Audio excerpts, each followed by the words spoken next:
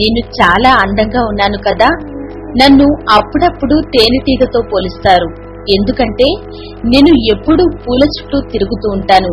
అంతేకాకుండా నా క్రింది భాగము తేనెటీగలాగా నల్లగా ఉండి దాని మీద పసుపు పచ్చటి చారలు ఉంటాయి.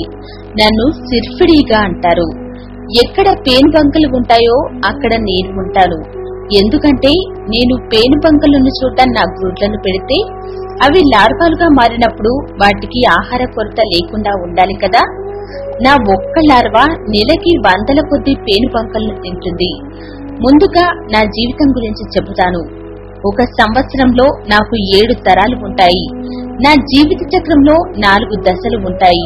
అవి గ్రుడ్డు దశ, లార్వా దశ, కోశస్థ దశ మరియు ఈగ దశ. నేను నా గుడ్లను పేనుబంక పురుగులు ఎక్కువగా ఉన్న చోట లేదా నా లార్వాల ఆహారం ఎక్కువగా ఉన్న చోట ఒక్కొక్కటిగా పెడతాను. నా గ్రుడ్లు చిన్నవిగా 1 మిల్లీమీటర్ సైజులో కోడిగ్రుడ్డు ఆకారంలో తెల్లగా మెరుస్తూ ఉంటాయి. నా గ్రుడ్డు దశ కేవలం 2 నుంచి 3 రోజులు మాత్రమే. ఆ తరువాత నేను లార్వా దశలోకి వెళ్లిపోతాను. నా లార్వాలు 1 నుంచి 13 మిల్లీమీటర్ల పొడవులు ఉంటాయి.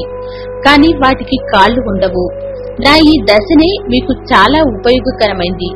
నా ఒక్కో లార్వా తమ దశ పూర్తి అయ్యేలోపు దాదాపుగా 400 పేనుబంకలను తింటాయి. నా లార్వాలు ఆహారమైన పేను పురుగులపై దాడి చేసి వాటిలో ఉన్న జీవ పదార్థాలను పీల్చుకొని నిర్జీవము చేస్తాయి. ఈ దశలో నేను 2 నుంచి 3 వారాలు ఉండి కొన్ని తొడుగులను విసర్జించిన తరువాత నిద్రావస్థ దశలోకి వెళ్లిపోతాను. అదే కోశస్థ దశ. నేను కోశస్థ దశలో మొక్క మీద కాని భూమిలో కాని ఉంటాను. ఈ దశలో నేను వృద్ధి చెంది పెద్ద ఈగగా మారతాను. ఈ దశ కూడా మీకు ఉపయోగకరమైంది. ఈ దశలో నేను మీ పంట పొలాలను తిరుగుతూ పువ్వుల సంపర్కానికి తోడ్పడి మీ ఉత్పత్తిని పెంచుతాను.